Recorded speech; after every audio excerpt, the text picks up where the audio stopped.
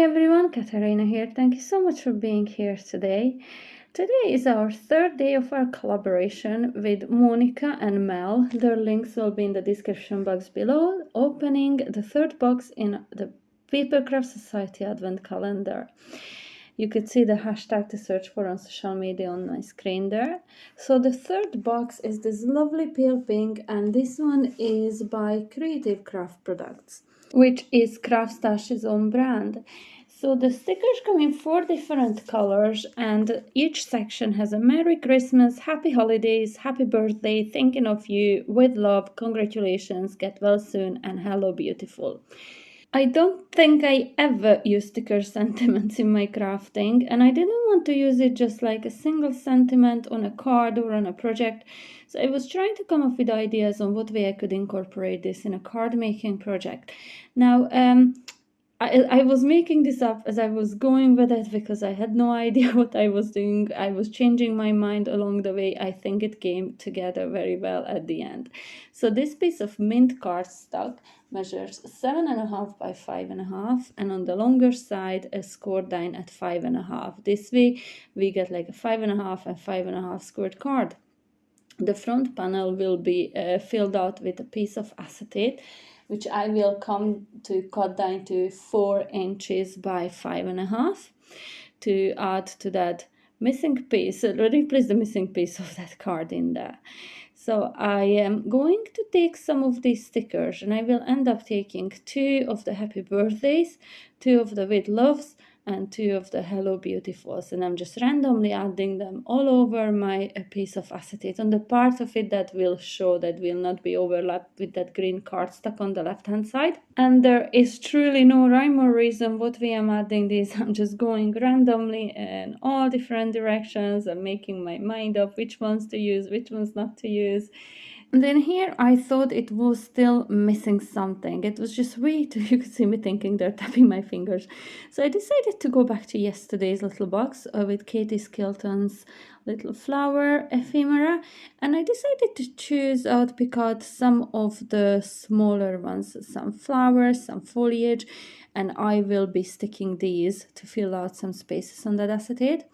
To do that, I'm choosing the little micro adhesive dots, and I am adding every single one of those little flowers and foliages in there to pick up enough of those micro dots to make sure they will hold properly on that acetate. So this goes quite fast, actually. It's quite easy. They are quite sticky. It's a bit tricky to peel them off. You will see in here now. I left a little flower head behind, but it's not an issue because it is sticky. I will be able to stick it back to where it belongs on that acetate.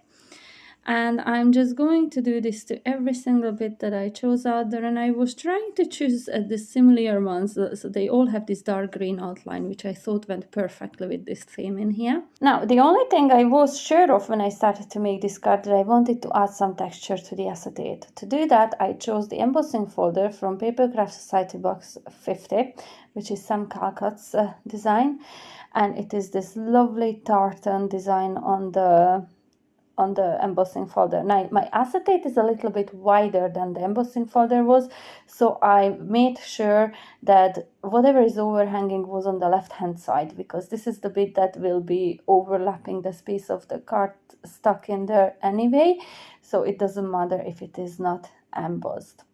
All the bits that we will be able to see will have the embossed detail on it. I had a set of this mint colored ribbon in my stash, which I got in the range quite a while ago, and I decided to use this because it just matched the color of my card perfectly. So I have a piece of white cardstock here that measures 1.5 by 5.5 inches, and on one edge of it I'm going to adhere this ribbon to. And then here I'm just deciding what way to adhere this to my card with. Do I want a little bit of a green showing towards the spine of the card in there or not? And I decided that I wanted to. I think it just looked lovely in there with a bit of a green showing past the white cardstock. So I'm adding double-sided red tape all over the back of this because I'm sure that this will hold very nicely on top of the acetate and on top of that ribbon piece as well. And then all I have to do is make sure that I adhere this to that piece nice and straight. So I'm lining up the edge of that ribbon in there with the edge of the cardstock that is showing over the acetate in there. So it looks lovely, nice and clean as it is, but I wanted to add some extra flowers from the ephemera set. So this is what I will be doing, but first I want to add the piece of white cardstock inside to write my message on. However, if I only added the white cardstock and wrote my message on that, it would show through the acetate, and I didn't want that. I wanted to mute that down a bit, so I took a piece of vellum that measures 5 1/4 by 6 inches, scored it at 3/4 of an inch on the longer side, and I adhered that flap behind a piece of 5 1/4 by 5 1/4 cardstock. And this is what I'm going to glue on the inside of my card. Now, of course, you do not have to use vellum if you don't want to, or you don't like using vellum. This could be just a 5 1/4 inch of a squared note card.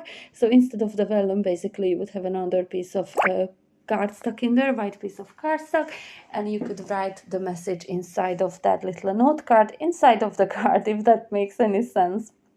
I thought the vellum just added a little bit of an extra in there, so I decided to use that.